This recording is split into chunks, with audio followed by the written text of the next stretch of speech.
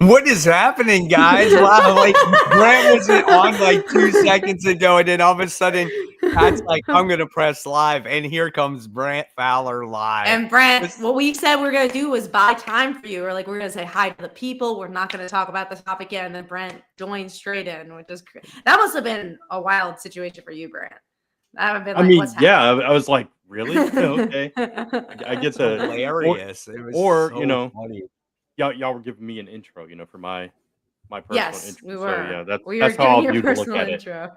it. Yeah. Well, we saw that we saw you message earlier, and I was like, oh man, he had some tech issues. So I was like, let's just start to like get the people going, and then no. Yeah. Well, I'm glad we've all made it at the same time. We have a lot of highs, so that's good. So yeah, guys, welcome to the show. A great intro right here. I think we're gonna have a fun little show for you today.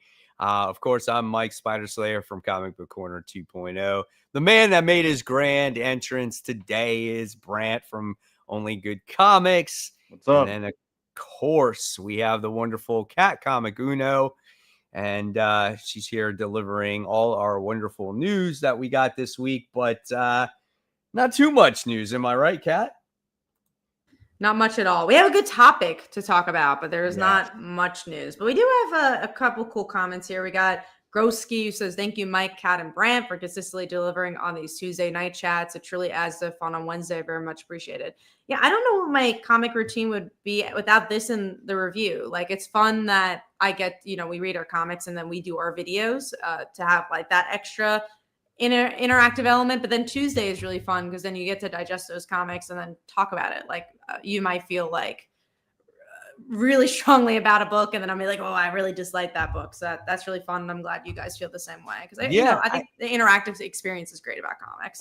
I think that's what helps me retain the comic more. Because a lot of people make a comment to me and they go, how do you remember so much about the particular story that goes on in the comic book from a month-to-month basis? And I really do think it's not the initial read of this story.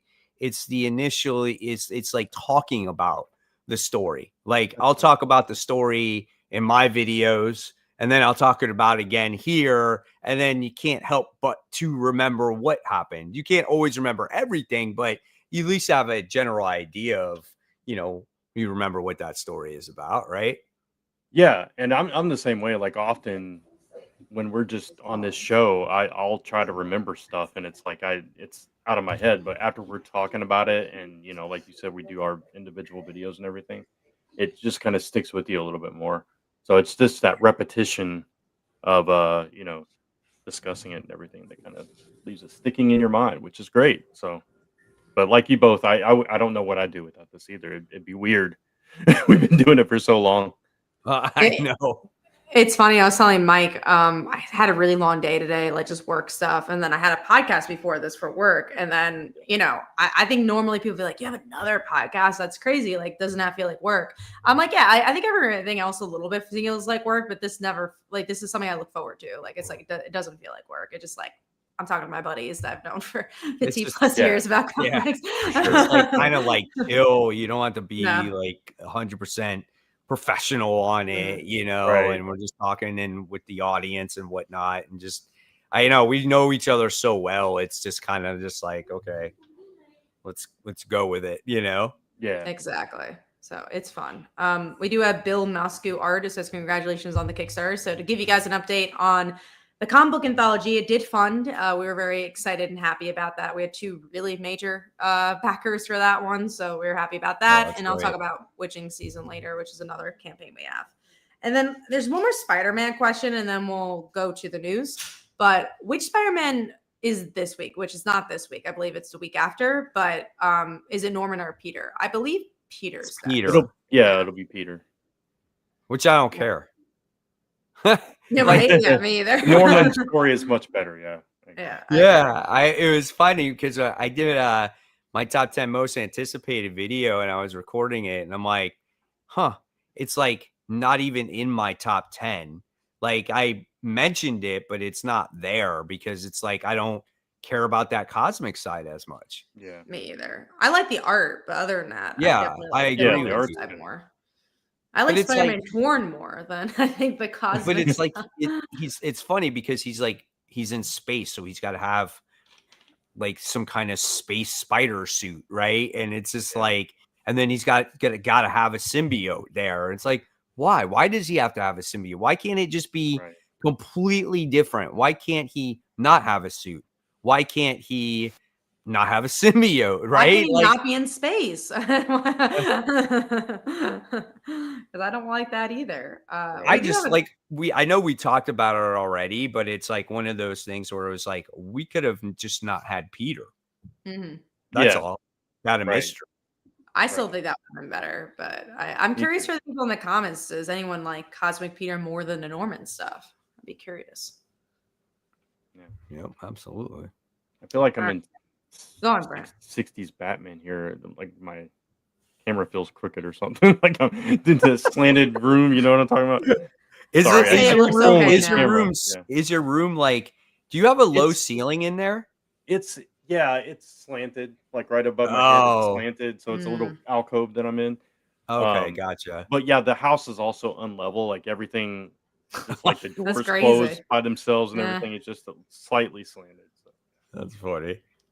Oh, we do have one more question before we get into the news. Tyler Durden says, did you guys see the creators of SWAT Cats just launched a Kickstarter for SWAT Cats comic drawn by Jorge Corona? I saw the Kickstarter. I don't know what SWAT Cats is, though. So really? It's an old cartoon. Yeah, that's what I figured. Yeah. But I didn't know much about it. But I'm like, that's cool, but not in my wheelhouse. I remember it vaguely. I don't remember too much about it, but I do remember its existence. I didn't know there was a comic, though. That's cool, though. Were you younger when it came out, or were you older? I think it was the 90s, if I'm not mistaken. Okay. Do you remember they fly like a jet and wear costumes and shit? I think so. Yeah, 1993 it looks like. It only lasted 2 seasons. Yeah, it was around the same time they were doing a lot of shows like that, like Cops and you know, there was different ones. There was a lot of like law enforcement kind of stuff going on around it. And it was on TBS. Okay. That's that's such an interesting thing. Yeah, that explains why I don't know much about it. I don't remember a lot of cartoons there. Yeah, or I never saw reruns of it. That's why I saw the Kickstarter, and obviously I saw Jorge, and then like people were talking about it, but I just didn't really know much about it. But those tend to do. Yeah, right now it's 1,300 backers. Like those tend to do well because it's so specific. I was literally just on another podcast talking about that, where it's just like the more specific on Kickstarter, the better. Like Kickstarter is about niche things that. Yeah, you wouldn't think sells really well in the direct market. Maybe it would sell if you gave it a chance. It sells really well on Kickstarter. I was also saying the idea that like your Geigers, your Batmans do really well for the direct market. But then for Kickstarter, female leads are really the biggest comics on Kickstarter. If you have a female lead, you'll make a lot more money and you'll make a lot more backers. Or you have niche things like this where it's just like a set group of people love this thing and they want this product. Yeah, that's not the Kickstarter. That's just the cartoon. I just wanted to pull it up. That's the 100% what I was thinking. Yeah. God, it like unlocked a memory. Like I forgot those things even existed. Yeah. All right, now we're gonna get into some news, and we actually have a lot of TV news, but bigger TV news. So the Energon Universe, Skybound, Hasbro, they are doing animated series adaptations of their stuff. That is like, and because like I think of course they were gonna do it. I don't know when they were gonna do it, but it's Robert Kirkman. I don't think he's made a comic and didn't make it into a TV show in some way. Yeah, plus I mean it's Transformers and G.I. Joe and stuff. It's made for that, right? So it'd be weird not to. Mm-hmm. So but I mean it's really cool.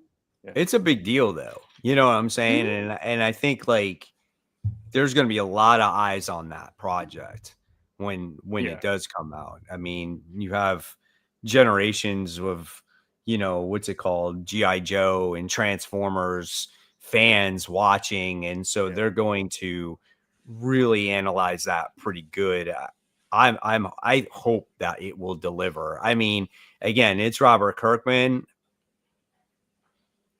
I can't sit there and say that it's going to be a bad project, but I think it could be a retelling. I think just like Invincible, like there's very minute changes, but for the most part, it's a retelling of that comic. So I think that's he's probably going to do that in animated form and make it a retelling. So if anything, what it's going to do is it's going to get people that maybe have never read the comics that have most recently come out, and it's going to get people interested, because how many people read Invincible before Invincible actually came out? Sure. And then all of a sudden Invincible became one of the most popular comic books in the aftermarket now. Like, look at how expensive that comic book is. Whereas before, freaking nobody, it wasn't worth nearly as much as it is even now, you know? Right. Well, even I remember when I was working for Newsarama years ago, like I had to do it, like I had to go to a Transformers panel to cover it and just like say what news was there. And there was like 20 people. Oh, there's a bug near me. Anyways, sorry. Like there was a big ass hold on a second. That was the most girl thing I've ever seen you do in my life. You were just like, oh my god, there's a bug.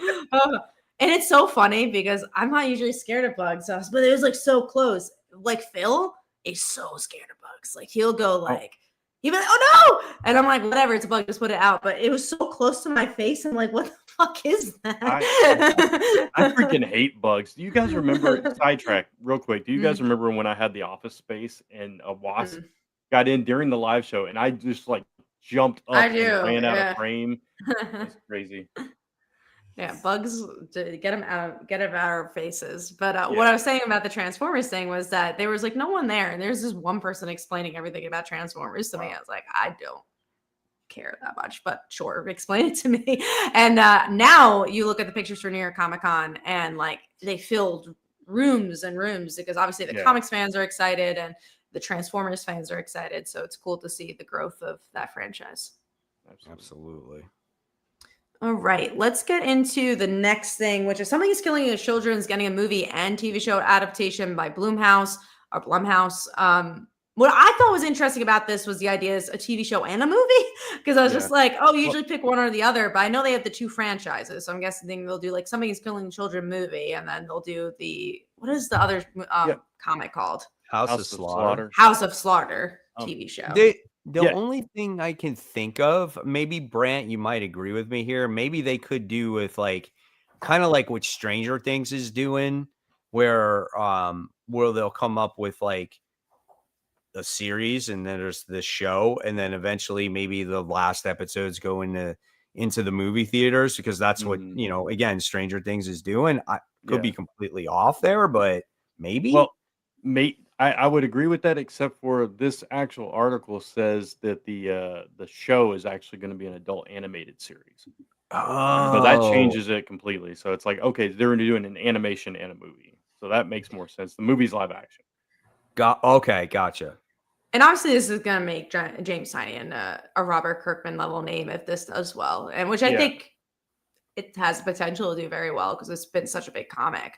Right. But yeah, if this succeeds, then we're gonna definitely see that, I think. So it really depends if it picks up. Because then also you have seen other stuff too, like Revival was just a TV show. No one talked about it, you know? Yeah, I did watch most of that. I think I've still got a couple episodes left, but yeah, it's not quite the same. I'll be curious to see how they handle the two different formats then. Like, what do they focus on for the animation that they do differently for the live action and stuff like that? So, I don't know.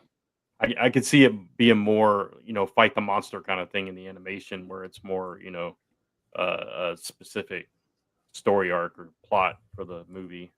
It'd be interesting. True. Yeah, that will be interesting, unless they're just going for two completely different things. True. Maybe it's just like, oh, we're just going to do an animated style here, and then we're just going to come up with a movie over on this side, Yeah. Maybe like a Scott Pilgrim thing, because like the movie was live action and very different than they made a manga-esque anime version of the show that were both successful. So it could totally be that. I mean, just like how we get Batman live action movies and then you get Batman animated movies. Yeah. It could get something like that, Right. Yeah. So those are all the media news. We have 2 other topics. One is going to be very quick. I just thought it was interesting, and then we'll move on to our main topic. But Luna Snow is getting a one-shot with Dazzler. The reason I thought it was interesting is I don't know anything about this character, but she's a K-pop singer, I think, from Marvel Rivals. So it's just like, oh, wow, that's so interesting that you have like an 80s character with this very, very, very Gen Z character together. Yeah. But I just thought that was an interesting vibe. Yeah, she's a singer too, though, right? Yeah, she is. She's a K-pop singer. She's been in the comics too, in the with the Korean and Asian characters. I forgot what that series was called, but I can never remember what it's called either. But I do remember like some of even the superheroes being starstruck when she would show up and that kind of thing. So it does make sense in that way. So, but I get your like generation gap thing there. That's kind of interesting. Yeah, I just thought that was interesting. I was just like, oh, I'll pick it up and maybe I'll become a fan of this character because I don't even think they're gonna do like the generational gap. I think they're gonna put it in where she's K-pop and like Dazzler's like a Taylor Swift. I think that's probably not disco, more Taylor. Right. That's cool too, though. Then it's different commentary on music. I just think that's the way to do a one shot to make it interesting because we have had a lot of Dazzler stories and they've all kind of been the same. So it'll be nice to see something different. So now we're leading into our main topic, which is that Marvel has announced that Jed MacKay is ending his run on Avengers, and that's going to be with Avengers issue 800. The milestone issue, which is actually Avengers issue 34. And I think this comes out in, I don't know if it has a date. I'm trying to figure out when it comes out. I guess, December. So this is the last issue is December. January, we'll get a new team. So we'll talk about Jed MacKay ending his run, and then we're going to talk about what we want to see from the Avengers. What's the roster we want? What's the creative team we want? Jed MacKay leaving doesn't affect me. I read the first arc and I didn't continue it, which is sad because I really like his writing, but also shows maybe editorial is never gonna move on some things, and that's obviously a conversation. Yeah, it's hard because I love his Black Cat. I'm a fan of Moon Knight and stuff, but his Avengers run has been lackluster, unfortunately, at least for me, for us. So it's like, okay, I'm glad he got the opportunity. I'm glad he wrote Avengers. That's cool, but I'm ready for something new. I'm ready for something fresh. So, yeah, that's where I stand. Yeah, I agree 100%. I mean, I read a decent amount. I kept on giving it a shot after shot after shot, and I read it up to 20 or something like that, or 20 something, and I could not. It was the same thing over and over and over. It was just so repetitive. I think Brant, based off of what you said, they're still dealing with flipping Kane and the characters that were in there. And it's like, oh my God, like really? That's the current arc. They're right back into that right now. Right. So yeah, it's crazy how long that particular story thread has gone on. And I like Jed MacKay also. I mean, we all do because of the stuff that he has done with like Black Cat and other stories and like this. But I think he is a weaker team writer in my opinion. Even though he writes Moon Knight with supporting cast, right? He tends to write that better though. Same thing with Black Cat. There was a lot of supporting cast in Black Cat.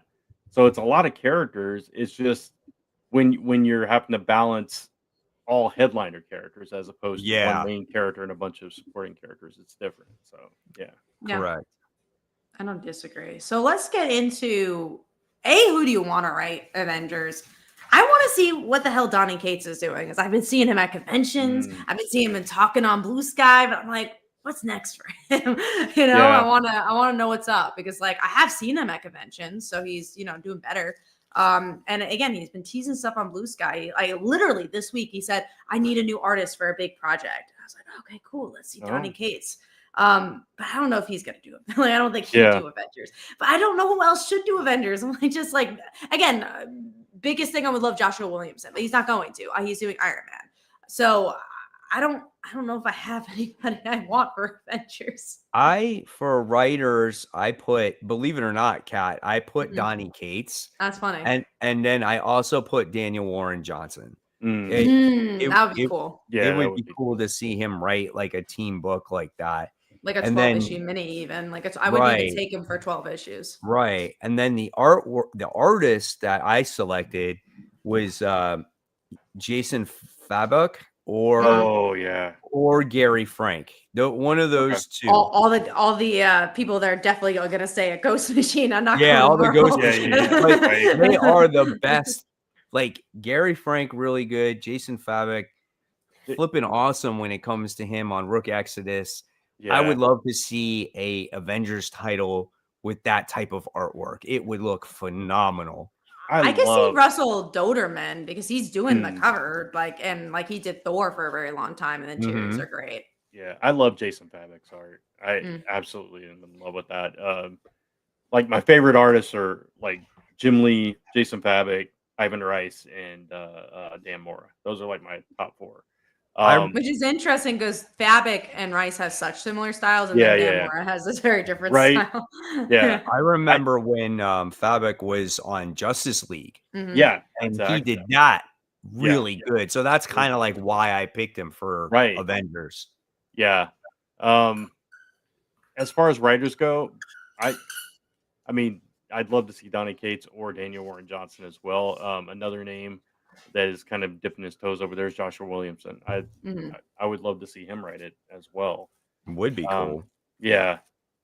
I don't know who else though besides those 3 because that's hard. Donny Cates was another one I was thinking of as well. So Donnie's the one where I'm like, that can happen. That's the reason being. It's he's been off the market for a while. He's worked for Marvel. Like, I feel like that could actually happen. Joshua Williamson's not happening right now. Sure. Someone mentioned Chip Zdarsky. That could happen. I just don't know. I don't know if I could see Chip writing the series though, because he kind of gets really in depth about things sometimes. Yeah, that's a good thing for Avengers. He did write Avengers Twilight. He did do that. And that was pretty solid. Yeah, right. So, and he's writing Captain America right now. So, I mean, I could see that actually happen, but I just would want something else, like somebody else that hasn't done Marvel stuff in a while. Yeah. Like we had Donny Cates do Venom, but he hasn't done anything since. Daniel Warren Johnson hasn't done anything at Marvel except a couple of things, right? And so it's just like I want to see. That's what I think Marvel needs. It needs that kick in the ass, and I think these guys could really do that, and especially like with the title like Avengers. I think it really needs that next level writer. Yeah. Another person I could see that's more of a mid-level writer that I would like to see become a even bigger writer is Stephanie Phillips. I've really enjoyed her writing. Yeah, I think she's been solid. But I also obviously there's the opportunity to have someone become a James Tynion or a Scott Snyder. I think if you could tell a really amazing story, that could be fun. But I also do agree, Marvel in particular kind of needs someone who's maybe higher profile to just get people to look. But I still do love when because Scott Snyder became Scott Snyder because he was a nobody who ended up writing Batman. Right. So I like that type of story too. Yeah. Stephanie Phillips is an interesting choice too. I know, Mike, you're not the hugest Spider-Gwen fan. But she's been handling it well. But yeah, and I know you like other stuff she's written too, like Grimm and everything. So I think she's a fantastic writer. I think she could do something interesting and different with the Avengers if given the chance. Kyle Higgins is another good one. He has done Marvel stuff. He's done the Ultra. What's the Japanese character? You know what I'm talking about? Yes. It's slipped my mind. It's a Sentai character. I can't remember its name. Someone in the comments will. He's Voltron? Done that. No, not Voltron. Well, he's done Power Rangers, but he did something with Marvel that was I could see his face. I can't remember the name. I know who you're talking about. Ultraman. Ultraman. Yeah. Yes, that's what it was. Because I've never Avengers, read it. So he did that. He's done a few Marvel things here and there. That was his big one because he was there at Marvel for a long time. Kyle Higgins be interesting. On Ryan Parrott? With Ryan Parrott, yeah. I mean, I would love that. It'd be the same level of Stephanie, though, because he's we know him because obviously we've been following him, but it would be an up and comer going into this. He's done ensemble cast. He's done Power Rangers, obviously. He could. I would love that. If I could pick anyone, it'd be Ryan. You can say maybe Fleeks as well. Oh, that would be Fleeks. Good too. That'd be great. Yeah. Because I mean. He's been doing a couple things, right? So You know, he's obviously doing the Omega Kids and then the thing. So that would be something interesting. I think the thing is it's kind of like, well, what is the commitment there? You know what I'm saying? Like, what's the story you want to tell? How many issues is it? You know, so you got to make it worthwhile. I think someone mentioned Rick Remender, but I don't think you're going to get that. I don't see him being in the big two. Yeah. Someone said Rick Remender's not going back to Marvel. No. Yeah. I saw Tevye mentioned Jeremy Adams too, but again, just like Williamson, he's exclusive. And he's on all the DCKO stuff. Yeah. At least Williamson's not. I don't think he's exclusive anymore, obviously, because he's at Marvel. Jeremy Adams literally very recently became exclusive. Yeah. But he would be cool. Someone, Tevye is mentioning that people are saying Bendis is a rumor. He's returning to Marvel Comics. I don't think it would end up being a great title, but I will say I think a lot of people will buy that first issue. Yeah, absolutely. I think it'll be a big news piece. It's just, for me, it's been there, done that, you know, and he did a great job with it when he did it. But yeah, I want some. But it's so many years of like like you said, what other stories does he have left to say with it? Right. He's already done it.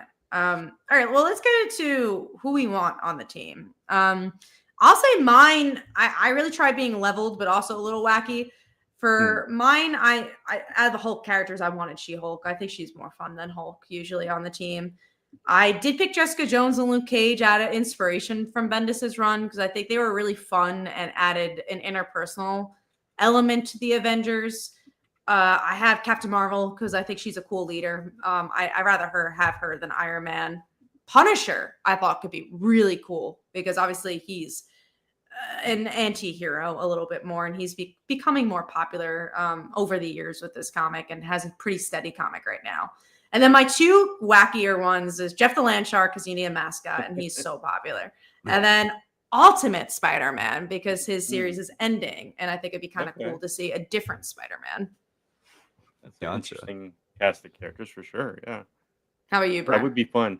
I tried to go a little bit classic, a little bit more modern, and then throw in just something for fun. So I've got Iron Man and Emma Frost because you know all that stuff. Yeah, and Emma's. I don't remember her ever being an Avenger, but I think that would be an interesting, especially with her connection with Iron Man. I think that'd be cool. Captain America Steve, because he hasn't been part of the team in quite some time now, so I'd like to see him back in the fold. So that's like my more classic. Black Cat, again, because she's got this kind of love-hate thing with Iron Man. Like they and she's been in it, right? Yeah. She was in it too with the Jed MacKay run. Right. So I'd like to see her back. Scarlet Witch, she's been building back up. And she hasn't been on the Avengers for a while, given everything that happened. Well, yeah, she has. She's on it now, isn't she? I forgot. For strength, I went Hyperion. Because I didn't want to do Hulk or Thor. I wanted to do something different, and I couldn't think of any other strong characters like that. And then, just for fun, I threw in Rocket Raccoon. Nice. He's got the weapons, and you know, he's comic relief, and all that stuff. So yeah, we both have animals on our team. Yeah. And everybody else, if you guys want to put in what you would want for Avengers team while we're talking about this, go for it. Let's just try being realistic. Because I saw Tevye say Mayday Parker. She's not ending up on the Avengers. Honestly, you have a better chance of, again, the ones that you see more, you know, like Ultimate Spider-Man. Like at least that's been in the consciousness. Not characters from 30 years ago. All right. So here is mine. And it's funny because Brant and I were on the same wavelength with these two characters. Iron Man as my team leader and Emma Frost. Obviously, because of the relationship that they had in the comics, I think it would be good to continue that relationship within that team dynamic. So I thought that was kind of cool. Then I had the Thing in there as well, as he's kind of like the down to earth like character, right? Yeah, I did consider him actually. Right. Yeah. And then same as Kat, I also picked She-Hulk instead of regular Hulk because I think her and the Thing have a good relationship with each other since they were on the Fantastic Four. And the next one is Moon Knight, and actually Tigra. So I did a lot of relationships. Yeah, I like that one. Yeah. Tigra is in a relationship with Mark Spector at the moment. Right. And I think Tigra is a great character in the Moon Knight comic book. So I really like that. And then the one lone wolf here was you had to have your spider character. And I picked Spider-Woman Jessica Drew. I think she needs a place in the Marvel universe on a consistent basis. And I felt like in this team, I think she would go good here. And she's kind of like almost like your stealthy espionage type of character as well. So yeah, and I considered her too. And it's interesting because both of you kind of went into Bendis's run with Jessica Drew and with. Well, that was the last time Avengers was. I know. Good. I know. I agree. So I was just trying to do something a little bit different, but I definitely considered a lot of the same options. So it's crazy. Because honestly, oh god. No, I was just saying we're thinking similarly, but yeah. Well, because you want relationships that actually interact. I think that's been the biggest issue with Avengers. Like, here are all these people that I guess should be on a team, but there's no like interpersonal relationships. And I think that's what Bendis did really well. Was like they felt like a team, they felt like a family, and that's something I really enjoyed about it. That's what Jed MacKay's run is missing, I think, and that's what made classic Avengers so good too, because you had all those interpersonal relationships.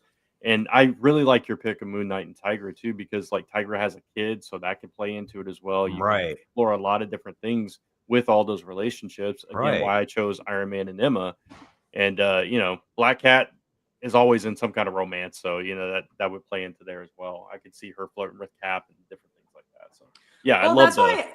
Yeah. That's why I also picked Punisher, because I think at least there's a conversation there. Like, you have people that are more like go-to heroes and just like, you can't hurt anyone. And I think Punisher is more like, well, you got to do what you got to do. So to have him as an Avenger, I think that's interesting. Like, have things that are themes that are different. Like we were just saying with Tiger and Moon Knight, we haven't seen that, but that's something that's been building in the background. Black Cat's been building in the background. Iron Man and Emma Frost has been building in the background.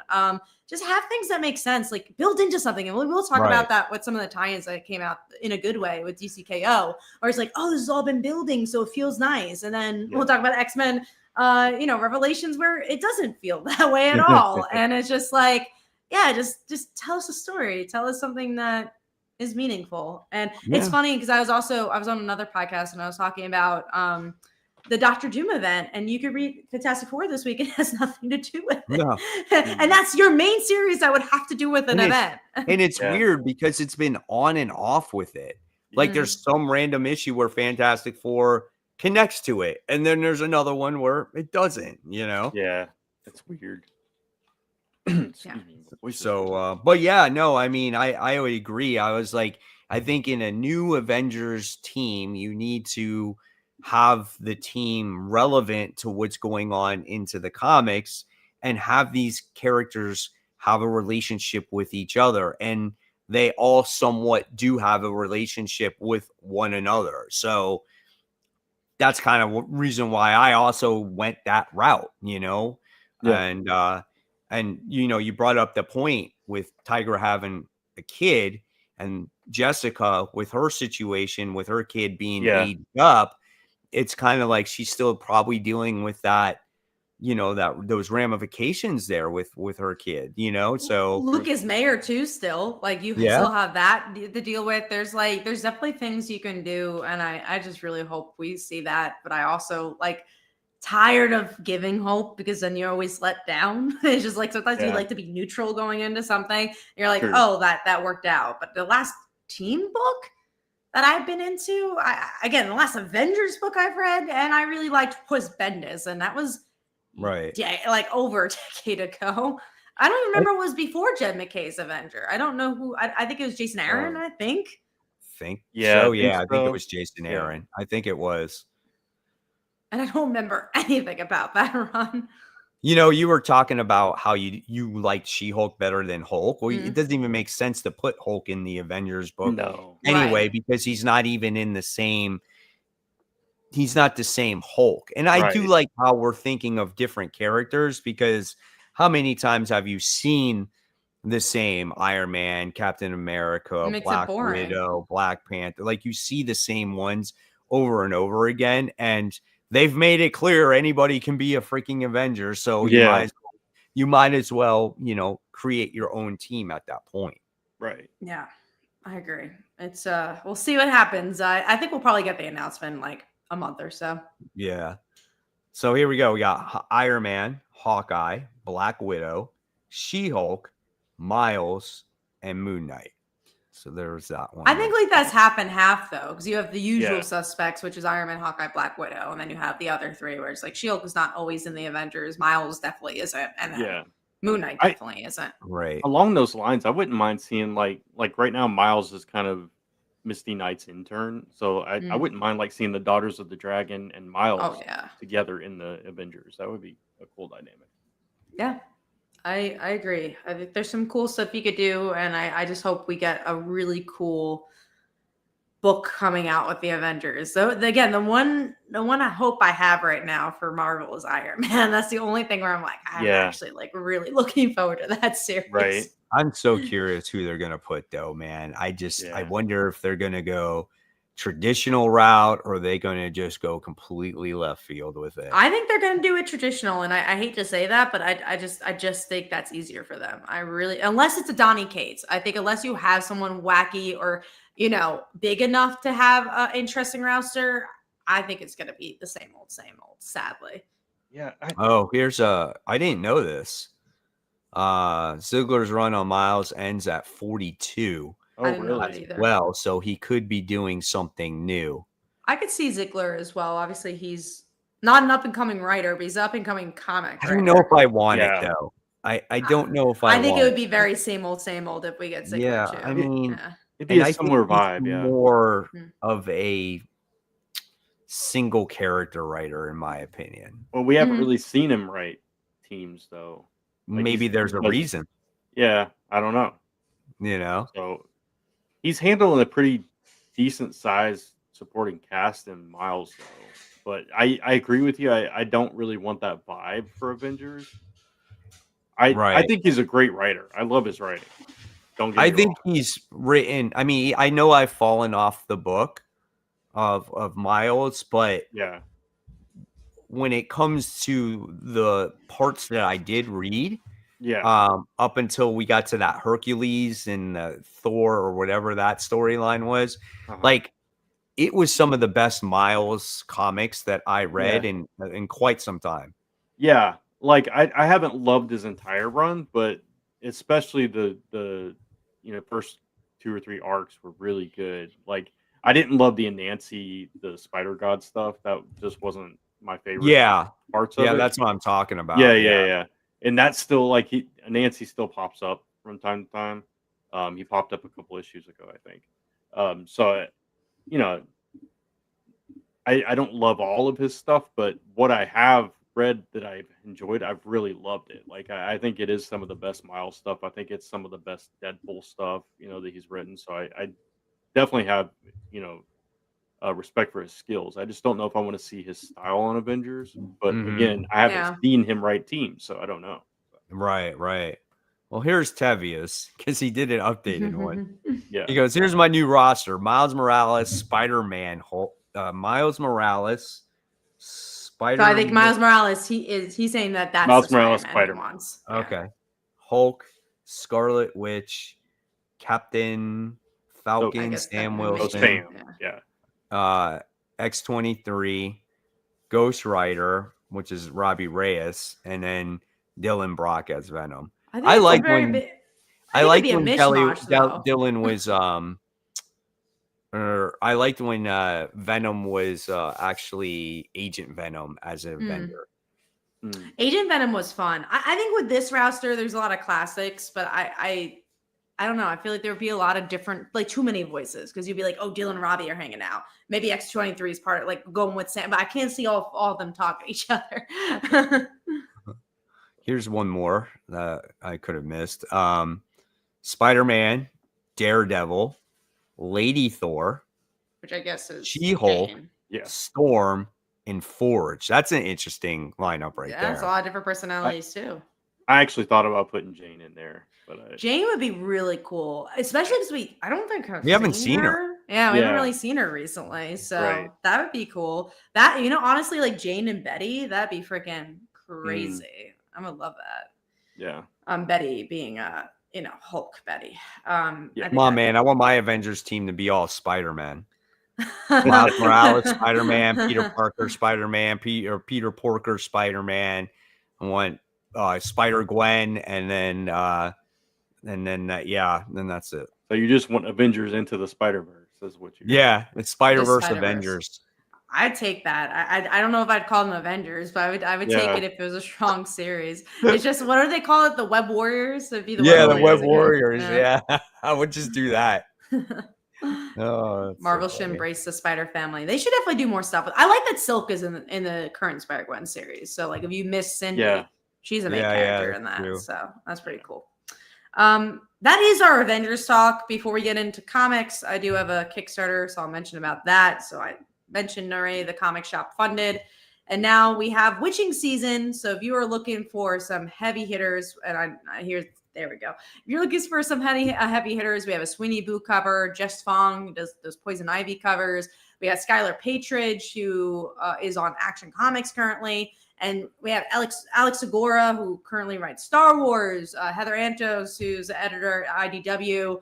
Stephanie Williams, that is writing some Wonder Woman coming up, the flagship. So a lot of heavy hitters here. So if you like witches and horror, I recommend the series. I'm going to copy and paste there. And then we are going to go into this week's comics. I think this was a pretty large week. I don't remember, but I feel like there was a lot of. I read 15. Decent week. I read 15. I read 25, I think. Yeah.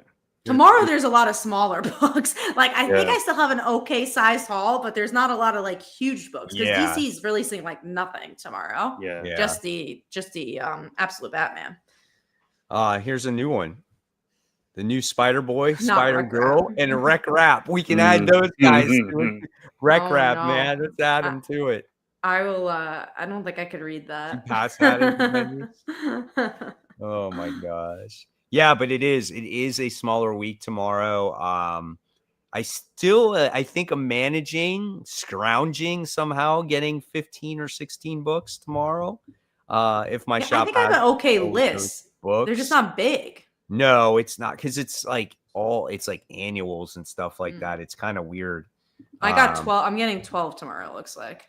Yeah, it's that Batman book though. People are looking forward to because Daniel Warren Johnson's story. So I think that's I think I'm on like 18, something like that. There you go. Brant, I'm right around with you too, Brant. Well, there's the new Supernatural. There's are you picking that up? Yeah. Are you? That's one of my favorite. Are you big? Yeah, you're a big fan of that. I love that show. It's one of my favorite. I never watched. That's just single. Oh my god, I've watched it multiple times. Oh my gosh. So I never seen Supernatural. For that one then. Yeah. Who's writing it? Greg Pak, actually, I think. Oh, that's gonna be great for you. That's gonna be a good series. Yeah. Oh my gosh. And it takes place between like seasons 2 and 3, so it's weird. That's weird. Yeah, it is a long time ago. But I'm trying to see if he had any involvement, because I know he worked for TV for a little while, right? Or did he just do comics? Let's see. He did some movies, but I don't. It seems like he mostly just does comic books. But I was like, I thought he did something with Supernatural, but I guess he's just writing the comic. Brant, do you even remember what happened between seasons 2 or 3 at that point? I'd have to refresh my memory. If I knew the exact story arc that was going on in season 2, I'd probably remember. But is that a tough sell then? If like you're doing season 2 to 3, and like, will everyone remember that?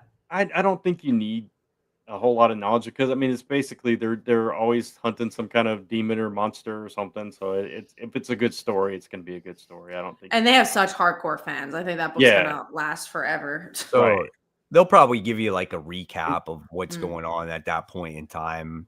Maybe it'll tell you, it takes place between here and here, and it's like multiple actors from that have popped up in The Boys, and it's like the Supernatural reunion in The Boys, and everybody went crazy for that. Started talking about Supernatural revival and all this kind of stuff. There's rumors of it coming back in some shape or form. So yeah, it's huge in that cult fan base. Yeah, that's cool. That's awesome. All right, so let's get into this week's comic books, and let's talk about some Skinbreaker number 2, since Brant and I were the ones that read it. Kat didn't even give it a second chance. She was like, nope. She's like, it's not for me. That's not surprising. I there don't wasn't care anything about there that I liked personally. People, you know, listen, when it came for me to read this book, I honestly thought it was going to go a certain way. And then when you get done with it, you're like, oh my God, we're kind of circling all over again. Yeah. You know, I mean, in a good or bad way. It was weird. Okay. Different though. Yeah, it's different, like sure. You thought that this book was going to go one way, right? So you think that the guy, the person, the bad guy was going to challenge the old man. That doesn't happen. The good guy like winds up challenging him, and they go into this fight, right? And you're like, okay, well, the good guy beats the chief, and he becomes the ruler, right? Yeah. Right. Eventually. And then, there's a lot of emotion in there and whatnot. And then what happens is you fast forward all the way to the point where the young guy is now old. He's almost as old as the original chief. It was literally a page turn. It was like he beat the chief, he became the chieftain, and then they did the thing where they, like in TV shows, where they'll fade into like a future version of him, same pose. So it's like flip the page and he's old. And it's like, what? Yeah.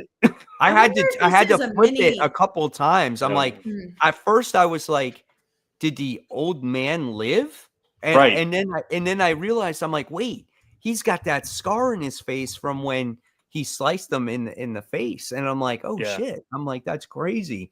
And so now he's being challenged from, it's the same way. It's basically it's a very similar character, right. And now he's the old man being challenged. So it was interesting. I'm kind of like, okay, well, now where are we going to go with it?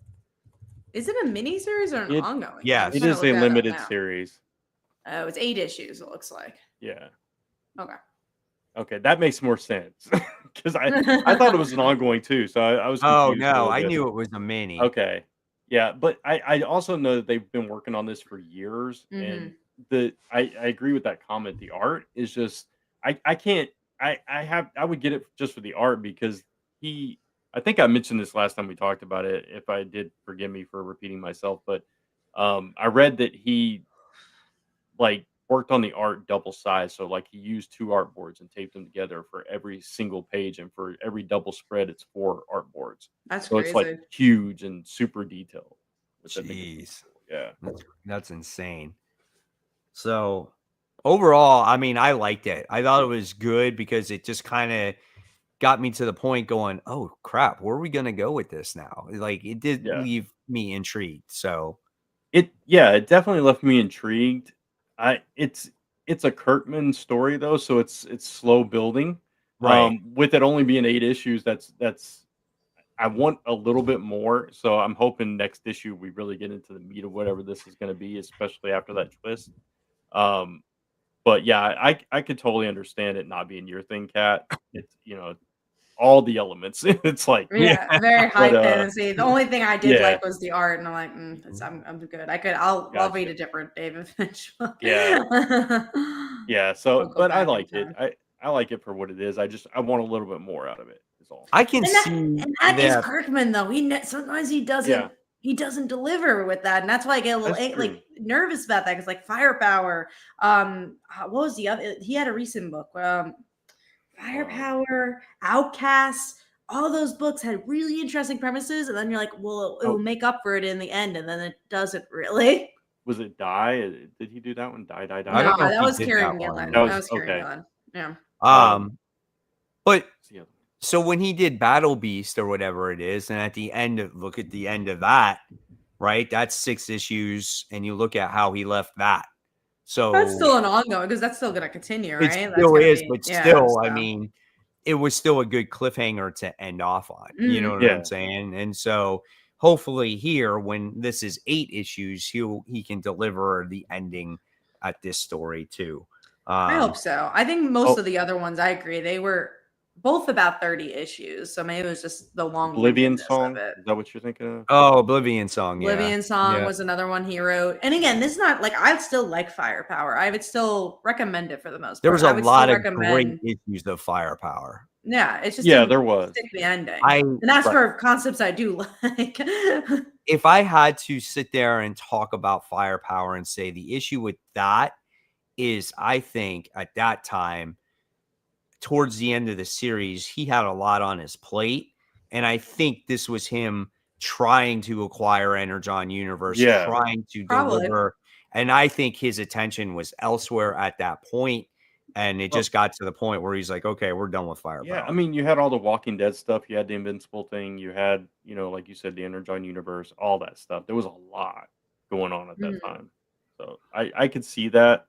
But I'm sad that it didn't have a better ending to it, too, because it was such a really good was a great book. Yeah. There was times where there was no dialogue hardly at all in the issues. And you're just like, what is going on with this? So those later ones. Yeah, it felt something was off in it. Okay, let's go forward here. Let's talk about Radioactive Spider-Man. Yeah, that's right. I didn't like the book. I don't know how you guys felt about it. It didn't make my top 5, but I've read a lot of these Revelation books, and I'm like, well, at least there's a story. At least it's a little different.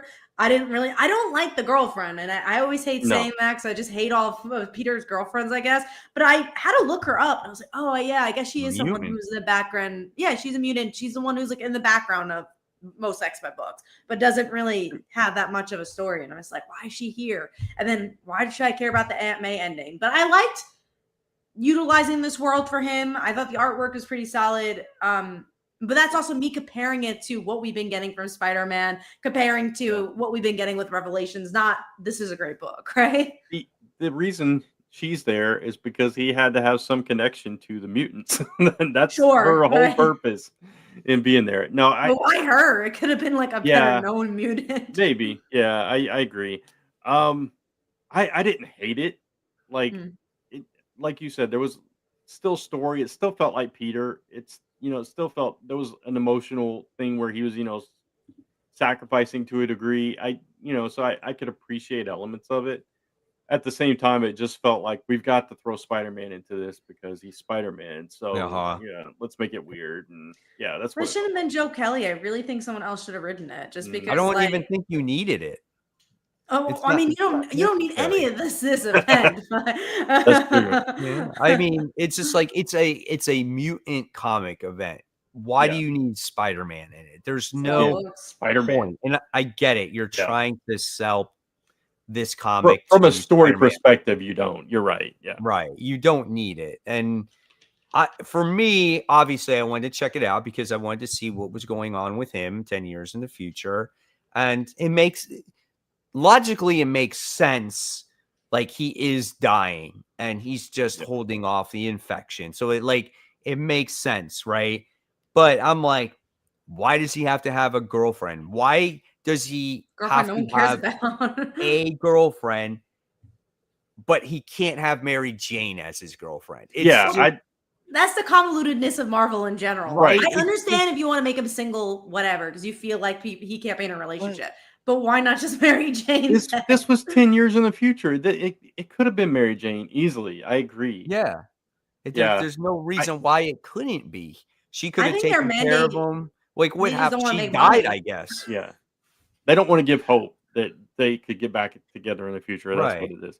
And go ahead, Brent. I was just gonna say the Aunt May thing could have been Mary Jane. Well, yeah, that's what I was about to say. I was like, and the Aunt May thing, I'm like, okay, so now Aunt May is a killer, and I'm like, and why can't we just kill off freaking Aunt May, even in a mini series? Like, why are they determined to just keep her alive? Like, so that drove me crazy too. And I'm just like, however, I am going to read issue 2 because I want to see what happens next. Also, Mike, I know you've been reading the Revelations books. Like, do you think some of them, like some of them, not all of them, which I think that's why you're in the position you are. But like, there's a lot worse out there than this one. Like, I just feel like there at least was a story. There other ones there, like that other one we were talking about. I think it was the one with Black Cat. I forget what it's even called. Is the X-Force the one with Havoc? Oh, that was the Sinister. Sinister one. Sinister. I thought that was a good example of nothing happening. Like there's there's maybe something that could happen, but it's just like, oh, there's a fight. There's just like so many of those series. And again, also Spider-Man hasn't been great. So I was like, oh, at least this is like a new setting for him. I don't know. I just, again, obviously didn't make my top 5, but I was also like, could be worse. Yeah, for sure. There's a question here. It says, in 10 years into the future, how old is Aunt May at this point? She looks very young. She no wrinkles. Yeah. Aunt May's immortal. I mean, she's gotta be. She can't die. I don't know. It turned her obviously into a mutant, right? Because they say this thing either turns you into a mutant and it kills you. Oh, how fortunate for Aunt May. She's a mutant now. I guess Mary Jane is dead because that's what we're going to go for. It must be, yeah. Right?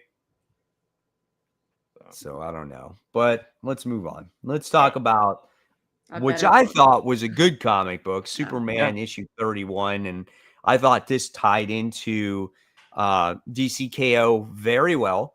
It even gave Titans a little bit more depth. You know what I'm saying? When you after you read that, but I like how this book goes full circle because now Clark has to figure out kind of what his father was trying to figure out when he was evacuating Krypton, or he was thinking about evacuating Krypton. Now he has that same responsibility here, thinking like, what happens if planet Earth is going to die? Now it's my responsibility, just like how it was my dad's, to help try to save this species. So out of anything that went on in that comic book, emotionally, like I really love that aspect of the book. And then, of course, it throws you for a loop at the end there with Lois. And I'm like, there you go. There's that secret player that you weren't expecting to be in this title, right? So I was excited about that. I agree. It added a lot of emotion. And I think something that's been great about these tie-ins is like, do you need to read these tie-ins? No, because I think they're going to explain everything in KO if you just want to read KO. But it adds layers to the universe. And it feels like the whole universe is being affected, which is what an event should be. Without it feeling like it's interfering, especially with Superman, because obviously Superman's been building to this event. It actually adds layers to what's been going on with Lois, which is something we've been curious about. I really like this issue a lot too. I think this is the way to do a tie-in, and I can't applaud DC and DCKO in particular enough to be like, wow, this feels like Blackest Night, man. This feels like an event done right. Absolutely. I'm so glad you said that, because I was literally about to say the same thing. It's like when I think about good tie-ins and when tie-ins really serve a story well, I always think about Blackest Night in the way that they did them. It was very similar to this, where, like you said, it builds on that individual title, that character's part in the story, expands it a little bit, gives you a little bit more information, but it's, you're still not required to read it. So I love when tie-ins are done that way, and I think this was a perfect example of that. And like just the emotion of him, like again, going to his father, not getting the answers at first that he needs, then Lois kind of cracking the code, and what happens with her, and Superboy Prime's little moment in it as well. So it just all came together really beautifully. It's just another good issue of Superman. Absolutely. And you talk about those tie-ins, and that's what we hope for when it comes to the tie-ins, is to give you an overall better reading experience when it comes to the event. It should add to the event. And that's what you want. So very good. I love this book. And so far, for me, at least, I think it's off to a great start. All right. So with that being said, let's go into our number 5 book of the week. And Brant, what do you got? So y'all are gonna laugh, but my number 5 Radioactive Spider-Man. No. It is a tie-in though, and it is X-Men Age of Revelation. Whoa, I'm ready. It's Omega Kids, issue number 1. And cool. Yeah, I'll tell you why. It's all about the ending. It's all about, because I didn't see the twist coming, and I appreciate a good twist. Obviously, it's Tony Fleecs writing it as well, so I was already like anticipating something cool happening. But up until that point, it was like, okay, where are we going with this? I thought the kids were interesting because they all have different personalities, but especially the youngest one being the twisted one, being the evil one, I think is just a clever, you know, little twist there in its own. But when you get to the end and you realize that they're manipulating the whole situation and that Omega Kid is like, you know, in his head and like pouring milk on the or coffee on the floor or whatever it was. I I just thought that was really good. That was clever. That was fun. It was, you know, decent art. So yeah, even though it means nothing, I really appreciate this story. So, I think the writing was well done here. I even said this in yeah. my review. I like the writing, but I think it really depends on if you like Quentin Quire because it's very much about I him. do like Quentin, but yeah. And I don't love Quentin Quire. So I just like, and it's funny because Tony Fleeks actually like one of my videos, like, I get you. I understand where you're coming from. Nice. And I'm glad he said that because it's just like, it is well written. It is actually one of the better series, but I really think it has to do how much you like Quentin Quire. And I just don't like him. I don't love his attitude. And I'm like, I don't know if I want to follow a Quentin Quire book. Gotcha. Yeah. Did you read this? Yeah. Yeah, I did read it. I just wanted to say people are saying hi, just getting on this show, guys. So thank you so much for watching and tuning in. Hopefully you're enjoying the overall show. And at any point, if you want to give this live stream a thumbs up, go ahead and do it. Definitely helps get the word out there that this show does exist. And anytime you have a question, we'll do our very best to answer it for you. Okay. So when it came to this, I did read this. I thought it was a decent story as well. I'm kind of on the fence if I'm still going to continue it though, but I do like the actual ending. The ending was cool because I didn't see it either. I did not see this kid like controlling Quentin and whatnot. So I thought that was kind of cool. Gives it more of that darker element. And I guess what I can appreciate is there is some kind of story going on within this Age of Revelation event going on with Quentin. So he thinks he's got everything under control and he definitely does not. No. So that was cool. And it was coffee on that he was spilling on the floor. So I might give it, I think it's going to depend on the comic book week if I check out issue 2 or not. Okay. All right. Next, let's see. Was it Pat? You're number 5. Mine is Thanksgiving, actually, the one that Brant recommended last week. I tend to like Mark Russell's writing a lot, so I was like, all right, let me give it a shot. And it's a cool slasher type story. If you're looking for that, I think it's a better version of the movie Thanksgiving, which I didn't really love.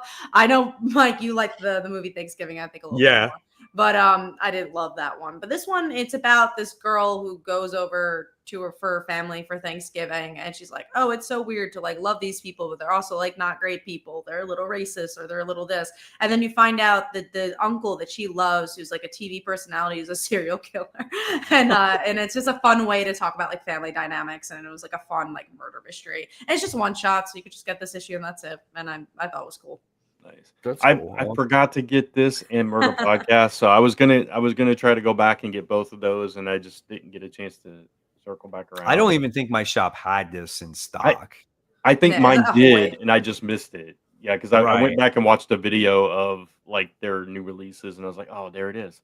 So, of course, of course. But I'm glad you enjoyed it, Kat. Yeah. I don't think you have to pick it up, but if you were looking for a fun little thing, it was cool. It's like his stuff. I either really like it or it's not for me at all. And it's never bad though. I think you would have been in the middle for this one because I know this is not like the horror type of stories you would like, but I think you would appreciate the commentary. It wasn't like over the top commentary. Like it was pretty straightforward to what they were trying to say. Right. Gotcha. We have a question. Says anyone here read Spider-Man 94? I've got the first and second issues. I have issue 3 in November. I think, Kat, you're not reading it, right? Mm-hmm. No. And then Brant and I are reading it. Yeah. There's a lot of Spider-Man books, and unless I hear it's amazing, I'm just like, oh, I don't need the sign of the show where the creator is like, I'm not a part of this. It's not my favorite book. only because it's got probably my least favorite characters in there. Yeah. Like, it's got Moreland in there, and it's dealing with a clone. It's not bad per se, but it is just the art's a little bit off from the animated series, and I would say, the story is not the best, but I actually liked issue 2 better than issue 1, in my opinion. Yeah, I agree with that. Yeah, but it's the same. It's like I hate Moreland, so Yeah. it's like it's not my favorite story arc, but yeah, it's not bad either. All right, and then my number 5 was Predator Kills the Marvel Universe. That book for me is just fun, and I love seeing Kraven the Hunter just being in his element, teaming up with the Predators in here, and then continuing to get the upper hand against the Marvel characters, including the Hulk, which Kraven was I guess he was most worried about, and then he handled him like it was nothing. Yeah. Then you get the X Mansion that was invaded as well, and you get freaking Charles Xavier like burning on his wheelchair coming out of the X Mansion. It was just super dark, and then you got Nightcrawler and Wolverine like teaming up with each other at the end, and it made for a good ending because it showcased Sue Storm as she's like pissed off, obviously, what happened to Reed, and it looks like she might be the one to save the day. So I'm looking forward to the next issue here. I think if you're looking for a blockbuster book, that's this. Like, if you're looking sure. for fun action, and it's in the middle of my pack because of that, but I also have fun reading it. Like, it's good art. Like you said, the Sue Storm thing was a fun ending. I think if you have room for it on your pull list, you should have it. But if you're trying to pick and choose, I don't know if this is the one. Like also the Spider-Man one, I'm like, no, you need this because we're not getting that from Spider-Man, and it had a little bit more story. But it's still fun. I'm having a good time with it. Yeah, I'm kind of in the middle. It's like the first two. I like the first 2 issues better than this issue, and this one was more like that. It was very action heavy. I like the visuals, like you described, Mike, like Professor X, out of the mansion on fire and everything. I love the visuals. I loved the expression on Wolverine's face, depicting what they were telling us in the narration about, the loss that he was feeling and everything. But I felt like it happened so fast. Like you said, they dispelled the Hulk just like that. After all that build up in the narration, like, we were worrying about him, just like boom, boom. So it felt, I don't want to say rushed because I think I overuse that term a little bit, but there was just something a little bit too easy and too quick about this particular issue for me, but I still enjoy it. I like the series overall. I think it's a fun read. So I think part of the issue there is like it is a mini series. So it's like, and they're trying to tackle so many characters. True. So it's like it seems like they don't have the time to really develop a character in a book. So they got to almost, kill them off quickly and move on to the next thing.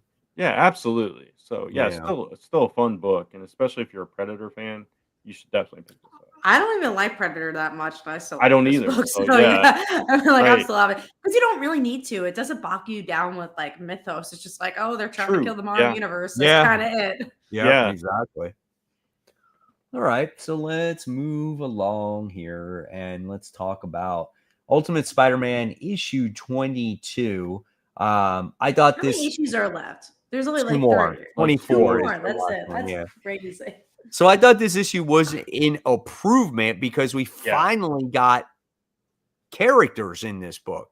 Finally got Spider-Man. You finally got Mary Jane. You got Dr. Octopus, who surprisingly is like Superior Spider-Man in his series again. I like that. Yeah, you got Harry Osborn, who is obviously being manipulated by his dad.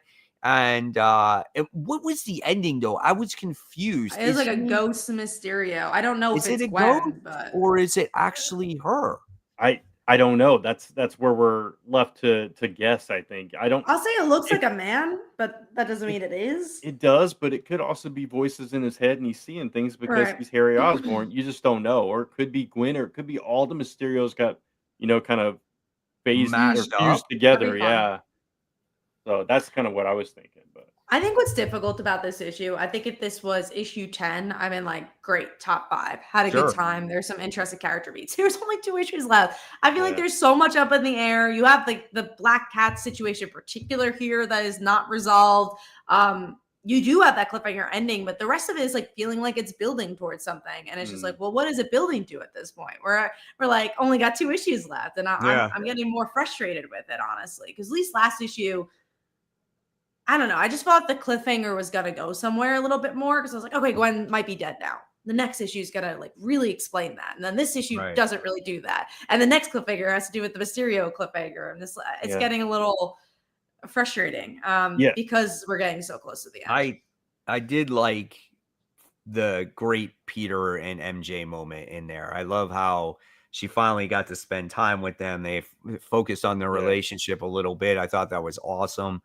And this book had good humor in there too with the soy sauce situation. Yeah. It's like, oh, you always forget the soy sauce. Did you put the soy sauce in the bag? And they're like, yeah, we put the soy sauce in there. And then everyone's asking about the soy sauce. It was just like this running joke. Then J. Jonah Jameson's like, I got soy sauce in case they forgot it. Yeah. Yeah. Little touches like that throughout the book were what made it so good for me. And just like that, like Otto being like, don't touch me. You know, it's just little things like that all through that first half of the issues. And I felt like that's what this book, besides obviously the story progression and ending, you know, that's what this book has been missing in the past couple issues, you know? Yeah. And I felt like it kind of got back to that. So I was definitely happy with that there. But 2 more issues, like Kat said, it's kind of like, how are they going to end this in 2 more issues? And it's hard to put it in the top 5 with that. It was close. I think it was like my number 7 or something like that.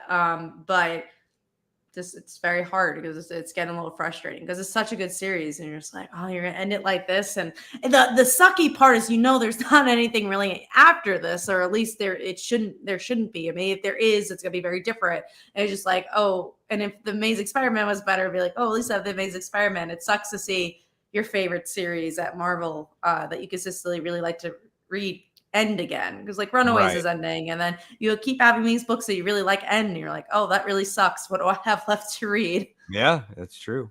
Yeah. All right, so let's go on to Brant and I's book that we read here. This is Exquisite Corpses issue 6, and unfortunately, Brant, my guy, I've been seeing the comments for you, Mike, that people have been feeling bad for you. Eliminated. Gamer Kid is out. He wasn't even he didn't even get a fair fight. He wasn't even expected to like get eliminated. He got attacked from behind, smashed on the ground, and then he's dead. But I mean, he got quite a bit of action before that, though. Yes, but at least his issue was highlighted with him. In it, and I really loved his character. I love this kid. He's just such kid. He's so mean. He's such a badass.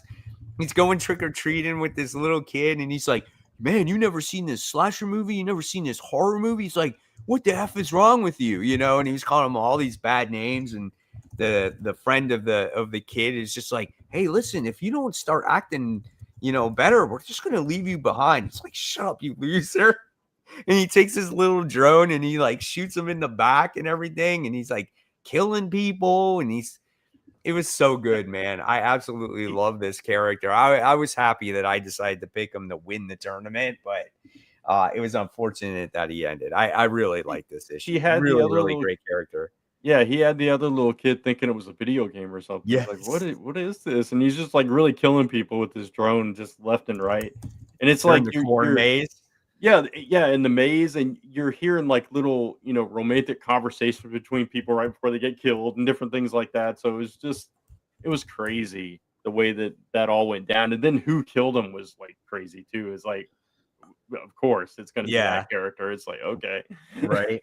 And at the end though, you got to see the unstable or how mentally ill this kid was though, Gamer Kid, because he's like, you know, I thought you were different. I thought you were going to be my friend, but you're just like all the rest, you know, making fun of me and this and that. And it's just, and then you know that this kid was unhinged, you know, and so and you don't get to learn that history really of that kid because obviously he gets murdered. So it was like, man, I would have really love to dive more into like what happened with this character. I would love to see like some spin-off, like one shots or something, exploring some of these I agree. killers. That would be really interesting. But yeah, like there was one line where he was like, I had no friends until I met. He named the drone, whatever he named the drone. I don't remember its name, but he was like, until I met, the drone, and Yeah.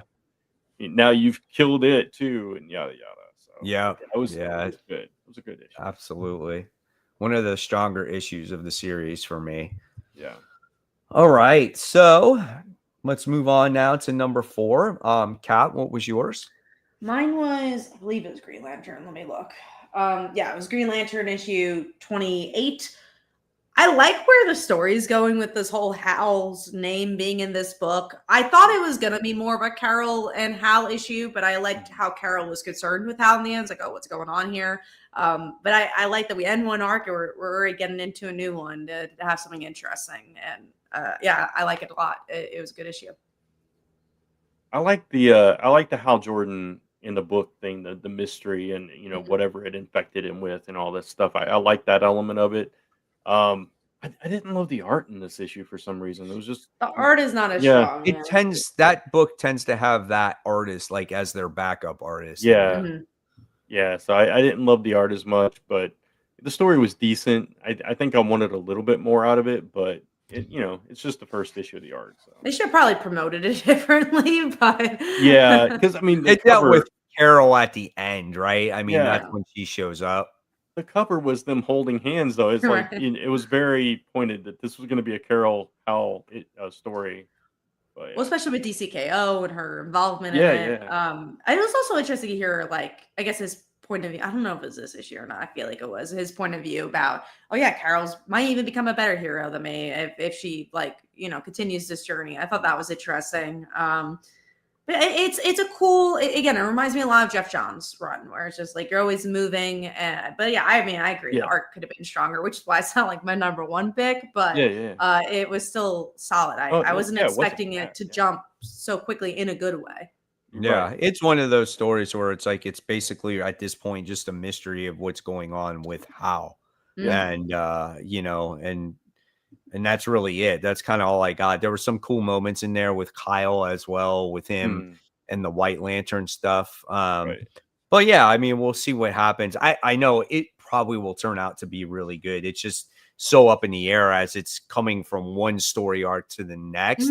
And sometimes that's when you usually get your filler issue, your bridge issues. It's like it went right away from one to the next, and you're like, oh, okay, so we'll see what happens.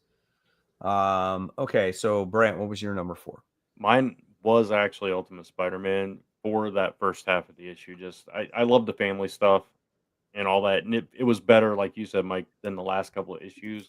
And so even though I agree with everything you said, Kat. It's like that just still gave me, what I'd been missing in it. So, and sometimes that's all you need, Yeah. Yep. And mine also was Ultimate Spider-Man, so that was my number 4 as well. So good stuff right there. That takes us over to the next DCKO tie-in, which is Justice League Unlimited issue 12. So I felt this one was a pretty good issue as well. What did you guys think? I was surprised by it. I liked Batgirl and Adam's beginning. I think it was Adam and where they went and like what happens when the heroes are gone. I like the alternate universe versions of some of these characters, especially Aquaman and him seeing like what could have been. Yeah. I thought they did better than they had to do for a tie-in like this. Yeah. It felt like just from the description and the characters involved, like it was going to be this throwaway story. But yeah, I think it was better than it, like you said, it deserved to be. And the characters that they introduced were interesting, at least, and the way that they kind of found out that they're remnants or whatever and stuff, I thought that was an interesting explanation and the way that came very together, Legends of Tomorrow. Yeah, they're like quantum images of a moment in time of who they were and seeing them. They're like, so if everything turns out okay, they'll go back, and then if not, then they cease to exist. Yeah. So that's kind of like how it works, and just seeing them that way, and like Kat said, like seeing their future selves or their past selves, or I thought added that, I don't know, realism for those characters. You know, that's what gave it the emotional impact. And why these tie-ins have been stronger, because that's what you want in story. You want to relate. You want the human element, and especially when big events and big, changing world events happen. And I think it's been doing it right. And also to literally down to the T of like what happens when the heroes are gone. Like you even get that explanation. Right. Yeah. All right. So let's see. So now we move on to let's go to Murder Podcast issue 2. So Brant didn't get a chance to pick it up, unfortunately. And I picked it up. Kat picked it up. What did you think, Kat? I thought this was weaker than last issue. I think last issue introduced the characters a little bit stronger, where I kind of felt like I knew what was going on with everybody. And this one, they had a lot of characters, and the Murder Podcast element didn't really happen in this issue. So I just felt like it almost felt fillerish, and we're only on issue 2. So it reminded me a lot of the Beauty, which I ended up dropping. And obviously it's the same writer, where it's like really interesting concept, but it's like, where's it going? I kind of felt a little bit differently. Like they did have a murder at the beginning of the comic book. They did. And I think maybe the end, but it was a similar murder to the first issue. It wasn't like the ramifications. It was like a kid that was getting ready with his friends to go out a night out into town. One of the kids was listening to the podcast, and then he killed all the kids in the bathroom. And then you wind up having the main one of the main characters deal with the aftermath of what happened at the end of the first issue. So you had that detective character. Yeah. So she was dealing with that. I agree. There's a lot of characters, so it makes it's hard to follow them all. And it brings a slowness to it too, because like even with that mystery, it's like, well, I kind of saw that mystery already. The detective thing was probably the most interesting, because you're like, okay, we're gonna follow her, but it's like you don't really follow her the whole time. You have all these other characters, and you do get a little bit though of the character that is dealing with this podcast, if that makes sense. Right? So you get to see that. And what did help me though at the end was you got that page with the characters on there at the very last page. I don't know if you saw that or not. I don't know if I did either. I'm gonna look. There's a character bio towards the end. I have this. Nope, keep going. Or right before that. Nope. This. Before it. Have covers. No, keep going. Here it is. Okay. There you go. So yeah, that I don't know does if I did read that. So that, but I'll say there's characters I remember. Like I know that some of them have spouses. I remember the detective is with that girl. I remember like the heiress girl. Like there's like half the cast. I remember who they are. Right. Like, but why should I care? But it does help because it kind of helps you connect the dots more to the story, so you don't completely get lost. I mean, that's just me anyway. So this wasn't. I'm gonna get the next issue. This wasn't in my top 5, and I'm going to continue to read this all the way through because I want to know what's going on with this story. I want to say that I did like the first issue more too, just because it's the first issue and the way they introduce it. You're just kind of like, oh damn, So, but we'll see how it turns out at the end. Yeah. It did look like a good quality comic book when you. It feels nice. It's a good interiors, nice. Especially for up and coming indie publishers. Like I want to support it and see where it goes. So I hope people pick it up. Yeah. All right. So let's see. Let's go to I didn't read this. Ultimate Spider-Man Incursion issue 5. All you get in this issue is that Miles Morales remembers now. He remembers about the Ultimate Universe, and that's kind of the story. And the the reason you're supposed to read this one first is because of the what are they called, origin boxes or something like that Mm-hmm. that they had, and that those pop up in Miles as well. And that didn't affect Ultimate Spider-Man, but I think the Ultimates it affected, Right. I guess. Yeah, it affected the Ultimates because he tells Doom that the maker is Reed Richards, and that Mm-hmm. Doom didn't know that previously, so that was kind of a revelation for him, which fed into the Ultimates. Yeah. Oh, okay. It was fine. I'll say they really needed to not promote it the way they did. I think the artwork is really what brings me out of it. I don't love the art style. And again, just what I told you, that's the story. There's not much else there. Yeah, it was. I mean, it's 5 issues of him trying to get to Billy, and he makes friends with the Ultimate X-Men throughout the story, and that's pretty much it. Yeah. So is he emotional? I mean, got his sister, I would say. Miles? I don't But know. no, is he emotional that he finds out that he's come from this other so place? quick. It was just like he touched like 3 pages. he touched the spider, and all the memories hit him, and he's like, I remember everything. And then he has to leave like immediately. So he's just like spitting out this information to Doom really quickly. And then he goes straight back to his family. He's like, they're not going to believe she's gotten so big and all this stuff. So you didn't really have time to digest any kind of emotion. Oh, interesting. Unfortunately, yeah. I'm just curious. They show it though. They show like the mom. They're like, oh, lost in this. Like they show it, but I don't. I'm just curious to see like how he deals with that though going forward. Now that he has that weight of his world completely lost, you know. I think that could play into Miles' future, but again, like if Cody's leaving at 42, I don't know what's going to happen with the series at all. So, well, if they bring back the Ultimate Universe, maybe he goes back. Maybe. I don't know. That would be crazy. Yeah, that would right. Especially because Gwen is in the regular universe. Yeah. That'd be wild. Oh man. But then you can bring back all those other characters like Bombshell and then you had Peter Parker, the clone, the female clone or whatever it was. Jessica Drew of that world.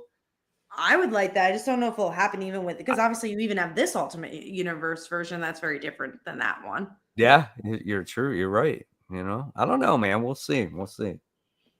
Very interesting. Okay.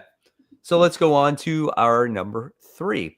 My number 3 was Superman issue 31. So we definitely talked about that. Brant, what was yours? Mine was Fantastic Four, issue number 4. Just a one and done fun story about Alicia coming home, and they've got a new dog that's not a dog. It's actually an alien and all that stuff. And I just thought it was fun. Yeah, I mean, it's the artwork, obviously. I love, his art. So just a fun little side story that didn't really affect anything. It was just, had a good time with it. I like this one too because it was very, it was a very different story. It's from the POV of Alicia. It was her interactions with people that you don't really usually see, like her talking to Reed. If you like the Fantastic Four, I think you'll enjoy that issue. And it shows that you can have like one and dones and still feel like it means something. Yeah. And I do like how they incorporate her into the team. Right. And I think that's what was cool. She was like, well, I'm not really part of the Fantastic Four. And then Reed, it's like, of course you are, and I really like that. So they look at her as she is important in that family. Yeah. So good stuff there. All right. So, Kat, what was your number 3? Mine was Justice League Unlimited. So we already talked about Gotcha. Okay, cool. So we talked about Green Lantern, and we talked about Omega Kids. So let's move on right away to our number 2. And I'll go back to Bryant. What was your number 2? Mine was Exquisite Corpses. We already talked about it. Gotcha. Mine was also Exquisite Corpses. Oh. So this hasn't happened in a while. No, it hasn't. Our number 1s will be different, though. Oh, yeah. What about you? Mine's Superman. Superman. Okay, so we're dancing around the Superman stuff for sure. Funny. Okay, so now we're going to talk about let's talk about this one first. It Killed Everyone But Me, issue 2. So my shop did have the second issue, and I was like, I remember the conversation we had at the show, so I was like, oh, let me pick it up. I'm like, this will make a true determining factor if I want to continue reading this. Nope, I'm done. The second issue wasn't as strong, but I still gonna read it more because I like it, but issue 2 is not strong. I don't like the monster. I don't like the villain. I think they try to make him scary and creepy, and I don't think they do a very good job. And I don't think the artwork is very fitting for the type of tone that they're going for in this comic. It's very similar to Something Is Killing the Children. The artwork is in here, but for me, it just doesn't work the same way. If they made this book a little darker, the creature a little bit more detailed and creepy, maybe. But I just found him annoying, and I was like, I don't want to read about this guy anymore. I wanted more from her. I think that's the thing I was disappointed with, where it's like, that's what makes a final girl. It's like knowing more about her, and they focus so much on the monster that I was like. And then she gets the investigator. I'm like, that's wimpy. I'm like, why are you getting the investigator to get involved? Yeah. And it's like they kind of, I don't know, they kind of danced around the history of what happened with her and everything, and then it's like she's not upset that all of them died, and that's kind of I don't know how I feel about that, but yeah, this was a weaker issue than issue 1. I agree that the villain's kind of annoying. So I'm kind of on the fence about it right now. I think it's going to depend on the week for me. But I think it's a mini series, right? It's not long. Yeah, it's a mini. I don't know if it's 3 or 4 issues. I forgot. I don't think it's very long at all. If it's 3, I'm going to finish it. You're I'm going all the way, baby. Obviously, yeah. Let's see. I mean, my guess is 4, but let's see how much. Yeah, it looks like no, it's actually 5. So there you go. 5. Okay. Oh, it's way long. I'm definitely quitting now. Yeah, I think if you don't love it now, I don't think there's a point. I didn't like it. I didn't love it after issue 1, but I did like the premise of it. Like I did like the story, how it was introduced, and now it's just like, I don't know, man. It seemed like it already veered away from like what initially was about. You know, I agree. Like a completely different tone. Yeah, it kind of led you to believe like it was the same monster that she was dealing with, but now it's like a completely different monster. There's a bunch of them and stuff like that. So it's weird. Different. Yeah. I just think you need to focus on the final girl. That's always what's going to make a slasher better. So when you go into the mishmash of mythology, it's never going to make a better slasher story. Yeah. That's why, again, like why Thanksgiving worked, honestly. It was a one shot that just like, here's the girl, her relationship with the serial killer. This is what the serial killer does. That's it. That's the story. And I think that's why, like in very many ways, like Something Is Killing the Children worked, because you're focusing. There is a supporting cast, but that main character, Erica Slaughter, is so unique and so different and so mesmerizing. Like you wanted to know more about her and why she kills these creatures, and you know the whole lore behind her was so different and unique, and so that's what made that book work, you know. And her look, that's what a slasher does too. Like you remember Michael Myers, you remember, correct? You want to have an interesting look, right? All right, so now let's go on to The Flash issue 26. For me, I felt that this was the weakest of the tie-ins that we read this week, and I feel like this is one of the ones where you definitely don't have to read to get the experience from DCKO. This just seems like a book where Impulse is on literally a side quest in hopes to stop the future from happening. Yeah. I thought Titans was a little weaker, but I think this was on par with Titans. It's just like, if you've been reading Flash, you'll continue to like this. If you've been reading Titans, you'll continue to like it. The other two feel like you should be reading it if you like the event. Especially Superman. It's just like that feels very tied into the event and what's going on with Superman. And Justice League Unlimited, I haven't been reading for a while and I didn't feel lost. I felt very tied into the event. But this is, I know it is Mark Waid, so it's a different writer, but it just still felt very like entwined with whatever's been going on in Flash. Yeah, I felt this was weaker than Titans for me personally. This didn't feel like a necessary story, and it didn't feel like it added anything to DCKO. Agreed. So it was fun for what it was. But yeah, it's not like it's a bad story. No, not at all. It's just as a tie-in, right. Out of all of them, this just doesn't feel like it is necessary at all. Yeah, and none of us are reading The Flash, right? Right. Yeah. No. Yeah. Exactly. So, all right. So that brings us to our number 1 comic of the week. And Kat, what was yours? Mine was Fantastic Four. I thought it was very fun, easy issue. Gotcha. And Brant? Mine was Superman. So it got 1, 2, and 3, I guess. Gotcha. Mine was actually Universal Monsters, The Invisible Man issue. I heard good things about this issue and this series in general. But yeah, this was really good. The way it's written by James Tynion is amazing because you get into this character's head on everything that he's thinking and why he obviously is creating this formula, and he wants to already pretend that he is the Invisible Man. So he goes out there and dresses in like dark clothing and covers his eyes and tries to hide in the shadows to start practicing. And now he's trying to actually like perfect his formula. And he captures this kid.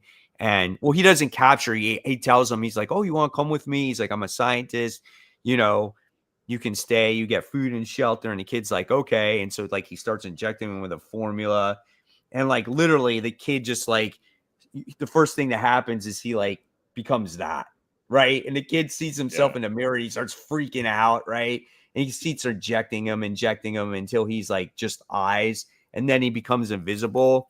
And the scientist was going to kill the kid off. And then he notices that the kid wound up going missing. And so now the kid is out there and he's invisible. And you're just like, oh, shit. Like, what's this kid going to do? Now he's going to spill the beans on our main character or whatnot. I mean, it's really good. It's so good. Absolutely love this book. Never thought The Invisible Man was going to be such an awesome read, but it sounds suspenseful. Yeah. Yeah, it's very suspenseful. I really like the movie with Kevin Bacon when he was. I did too. Yeah. And they made a more updated version, I think, within the past couple I really years. like that one. Yeah, I haven't seen that one yet. I have to watch Moss. that. Yeah. It's more about like your surroundings and like the things you have in your head. It's good though. I like that one a lot. I didn't see the Kevin Bacon one, but I saw the more recent one. Yeah. So the Kevin Bacon one was interesting because I didn't mean to cut you off, Mike. No, go ahead. Because he, being invisible, he started to slowly kind of just get angrier and kind of not really lose his mind, but kind of lose himself a little bit, you know. So it led to, you know, him doing darker things, and it kept increasing. So that's what happens in this, Brant, as well. Yeah. So he injects the formula into his test subjects, and he notices like them getting more angrier and stuff like that. So it's very cool. Yeah. So yeah, that's two James Tynion books for you too, because the Exquisite Corpses and the Invisible Man are both Tynion books. Yep, they're really good. All right, so with that being said, Brent, we'll pass it on to you. All right, so time for those most anticipated books we're looking forward to tomorrow. And again, just for anybody new out there, most anticipated doesn't necessarily mean they're the ones we're most excited about. We're just, you know, we could be curious, we could be interested, intrigued, whatever. All right, so let's start with Black Cat issue number 3, which is on Mike's list. So she's turned into a hero now, and she's been fighting crime and all that good stuff. I don't remember. Is it Sandman this issue? Is that who she's? I think so. Yeah, and I think what it is. Yeah, I think what it is too is I think the hero or the villains have been waiting to see if she's an asset or is she a liability at this point. And I think now they realize that she is a liability, and now she's going to obviously, I would say, fight against the people that she's been working with all these years. So I'm definitely looking forward to those interactions and to see what G. Willow Wilson does to continue to add layers to the character. Yeah, for sure. I think we've all enjoyed this one so far. Yeah. All right, let's jump over to you, Kat, with all new Spider-Gwen, issue number 3 as well. Like I was saying earlier about Stephanie Phillips, I just think she's Yeah. been doing a really good job at a series that feels impossible to do a good job at. Right. So I did give her kudos to just make this an interesting series where she has a lot of hurdles to jump through, and it's an interesting murder mystery. It's darker than your average Spider-Girl type series, and I'm having a good time with it. And this issue, I believe we get the revelation of the killer, which it's pretty predictable, Yeah. who the killer is, but yeah. All right. So mine is a Cloak or Dagger issue 1, and the reason I'm curious about this, and I know we've kind of bagged on this one a little bit. It's a Age of Revelation tie-in and all that, but I think the premise of it is intriguing because they in the future they actually got married. Yeah. But once they got married, I guess because of the virus and everything, they can't occupy the same plane of existence simultaneously. So they can't be together. Exactly. Who's writing this? I don't remember. Let me look it up. You have to tell me if it's very much worth reading, because I am right now initially skipping this because I haven't loved it a lot of the Revelation books. I've been trying to skim them down, but if you're like, Kat, you got to read this, I'll give it a read. Yeah, for sure. It's Justina Ireland, so I haven't read too much by her. Yeah, me either. So I'm not sure. I've read a couple things. I'm gonna give this a try. Because like you said, the premise does sound interesting. So I'll definitely. It's gonna be curious. I want to see like how they is one page gonna be, Cloak, and the other page gonna be Dagger. Like if they can't be together, that's why obviously it's called Cloak or Dagger. Right. So I don't know. We'll see. Could be a one and done. Never know. Yeah, it's gonna be interesting though. All right, I'll skip that next one. We'll go straight to Feral, issue number 17. I think this starts like this big war in the Pet City where they're trying to fight the people for control or whatever. I don't remember. I haven't liked this arc as much as previous arcs, though. I had like a lot of hype for this arc, and it so far hasn't met my expectations. So this is where the action happens. Start to pick up, because it's like, yes, they started the fight in the last issue, but Elsie opened the doors. And so the doors opened, and now the cats and dogs and raccoons and whatever else out there has the rabies is coming in the pet store. And so now you're probably going to see some crazy chaos and mayhem take place in this issue. Yeah, for sure. Yeah, looking forward to it. All right, I'll jump to my last one. Well, not my last one, but Supernatural. We already talked about it earlier, so I won't spend any more time on that. Runaways issue number 5 is one of yours, Kat. It's the last issue of this miniseries. Exactly. We never know when we're gonna get more Rainbow, so I'm very much anticipating to see how they end things. Yeah, I wish it was more, and I wish it didn't have to be tied into One World Under Doom and all that stuff. So, fingers crossed. I've been saying that. That's the frustrating part. Again, having a really great series that a handful of people like, enough of a handful of people that I think would make good trade sales. And from what I could see, sells consistently enough. Obviously, it was a pretty long-running series previously. It was very frustrating to see these fan favorite series just not continue. I was talking to somebody else recently today about Exceptional X-Men, where it's like, oh, that's probably going to end. You're like, what? It's like, because they have an event and it's most likely going to end. And that sucks because it's a character that doesn't always get the spotlight. So it's just like, I like these fan favorite series, and it's just such a shame when the stories are, again, I know not everyone liked Exceptional X-Men, but anyone who's reading Runaways who loves Runaways loves this run. Like, there's no one that hates this run by any means. So it's frustrating to see them. But also I'm happy we got the 5 issues, because in another reality, we wouldn't have gotten them. Yeah, for sure. Yeah, I'm really glad we got these 5 issues at least. So we'll see. All right, and then the last book we have to talk about is the only book that was on all 3 of our lists, which is Absolute Batman Annual, which is Daniel Warren Johnson. So something I was thinking of while we were doing this, it's so cool to be living in a time where both Absolute is this huge thing, obviously huge thing. I was talking about New York Comic Con in that episode and like how many people lined up. but all at the same time, you're having this big event like DCKO, which is Blackest Night level storytelling. And you're like, man, we're living in a good time of comics if you can have like 2 of the universes doing so extremely well. It doesn't usually happen, you know? Yeah, for sure. Yeah, it's crazy to have it line up like that. I don't remember a time, maybe I don't remember exactly what else was going on in Marvel during the Ultimate first Ultimate Spider-Man. Universe. Yeah. I don't remember if that was like in the middle of all those big events that were, making headlines and everything or not, or if that was a different time altogether. But if it was, that would be the only kind of time I could remember that was similar to this. But yeah, it just feels so epic and big. And obviously having one of the biggest artists, writers doing whatever the hell he wants on Absolute Batman so is cool, huge. yeah. He has no holds barred. You allow him to do anything you want. Like that's what comics should be.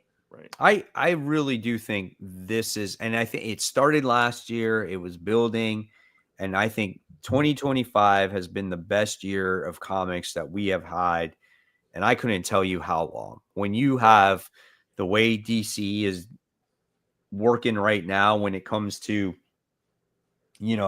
their main comics, which has improved dramatically, right? And you look at the Absolute Universe, and then you look at the independent comic books, whether, it is Image or Ghost Machine or Energon Universe. Like, look at all those stories that are out right now. Like, how often are you looking forward to reading?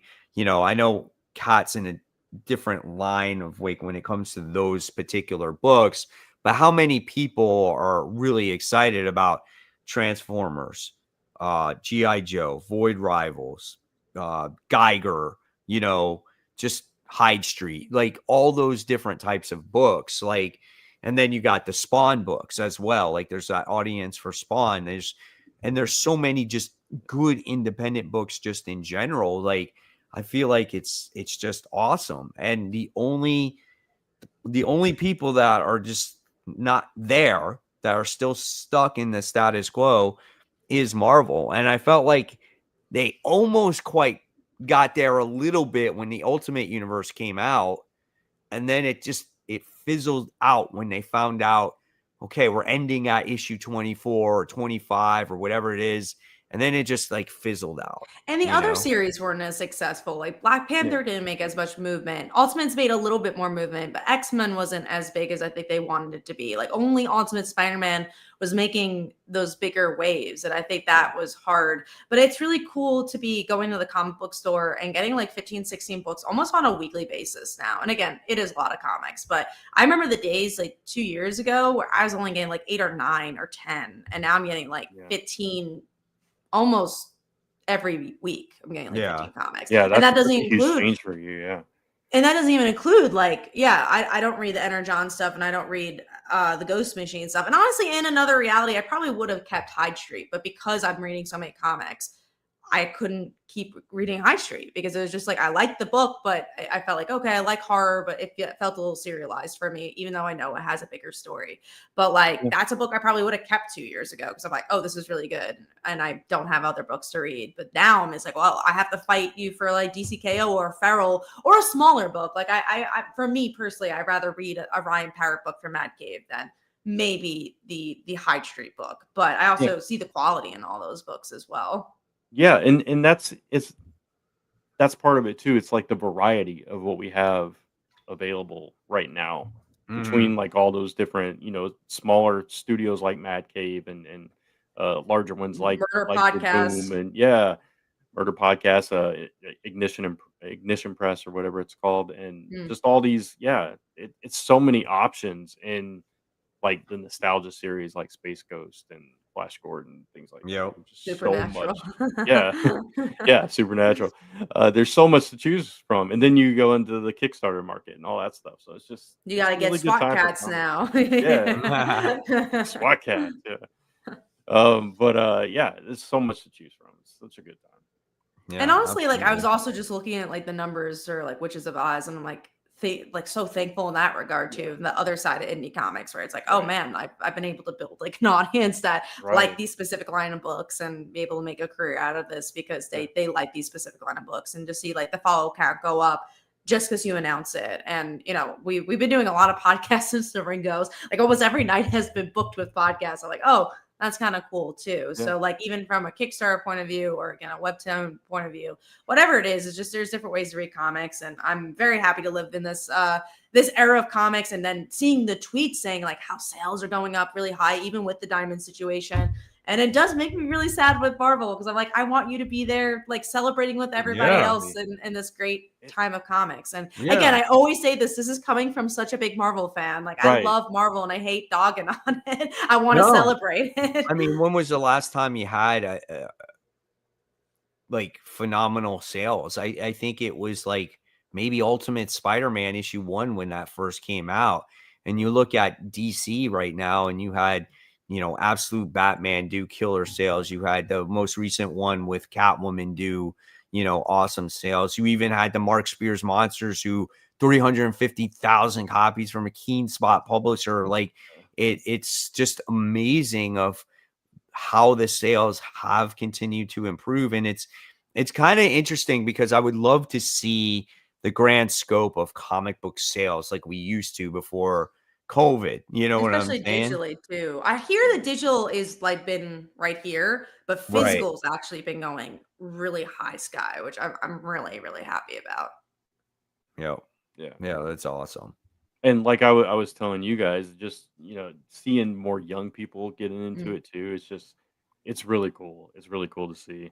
Yeah, and I'll say Ghost Machine in particular, from what I could see, has really been helping the younger. And honestly, Absolute, I would say Absolute's probably the gateway. I would say Absolute, and then I would say probably Ghost Machine. I would. I don't think it's Transformers, but well, I wouldn't say that. I think people are getting into Transformers because they hear it, right, and they've seen movies.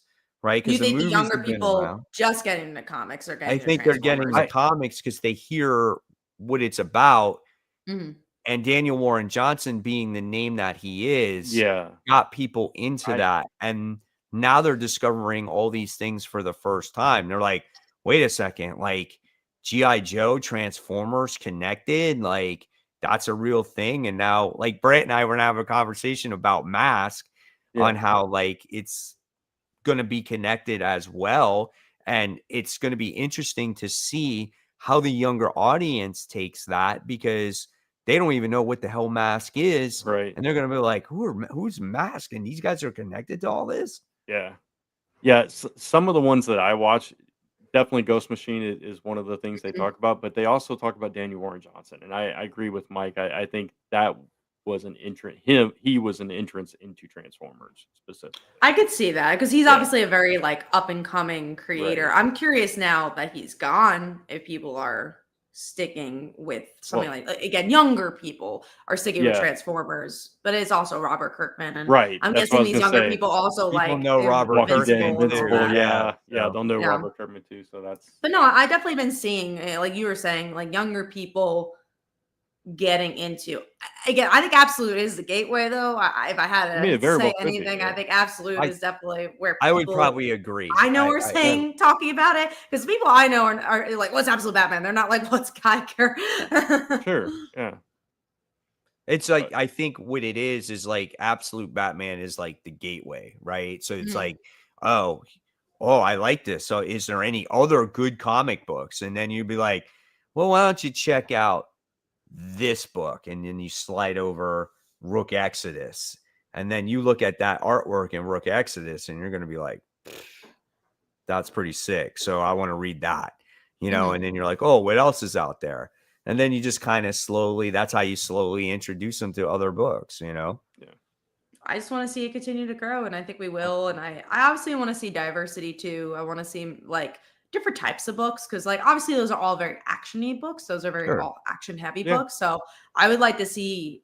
I remember like when Lumberjanes was popular, like books like that do really well. It would be nice to see, or at least like people appreciate the aftermarket a little bit more. And that's why I have a big thing with Runaways because I'm sure those books do very well in trade. I don't think they do well in floppy because I don't think the Wednesday Warriors are getting it as much. But I think the Barnes and Noble people are. I think the Amazon people are, and it sucks that that's not as looked at as often, which is weird because that is where your money is. So why don't you just wait a few months and, spend the money to see if it's going to do well or not? So that's always, especially Rainbow, who is like a YA novelist where people just follow her because she's a YA novel. It's just strange to me, but I would like to see that too. I want to see other comics do well as well, not just the action comics, which obviously I like action comics, but I want to see diverse storytelling in that regard. But yeah, that was just something I thought about as we were having this conversation.